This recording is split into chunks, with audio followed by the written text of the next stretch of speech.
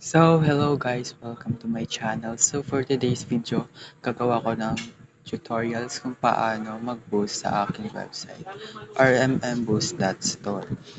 So, itong category guys, dyan kayo pipili kung anong category yung i-boost nyo.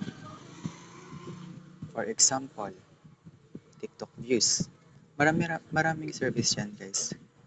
YouTube, Instagram, Threads, Facebook, TikToks, and more pa. So, example, TikTok views. So, yung service, pipili lang kayo dyan kung anong gusto nyo. Pero recommended yung refillable service. If ever mag-drop, pwede pang i-refill. So, for example of this, kung tatanungin nyo guys kung ilang minutes or hours yung process, titingnan nyo lang dito sa average time. So, itong service daw na ito, average time niya is 1 minute lang papasok ka agad yung views. So, ganun lang. If walang average time, possible na wala pang nag-order ng service na yon. Okay? Sa link naman, is lalagay nyo dito yung video link. For example,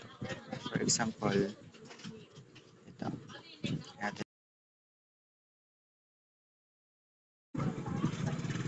Yung link na yun is pipaste natin dito. Pag TikTok views, it's mean, video link yung lalagay natin para doon pumasok yung views. And yung quantity naman guys, dito naman yung lalagay yung kung ilan ibubus mong views, kung ilan gusto mong views, or depende sa inyo kung ilan.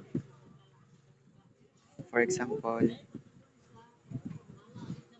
10,000 views or 100,000 views. So average time niya is 1 minute. So place order na natin. Double check nyo lang guys pag nag-order tayo para hindi ka mamali.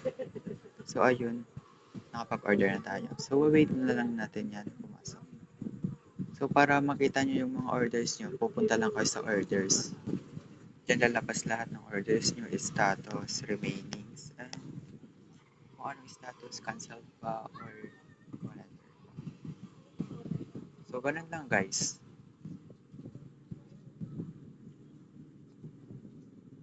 Ganun lang ganun lang kabilis mag-order dito.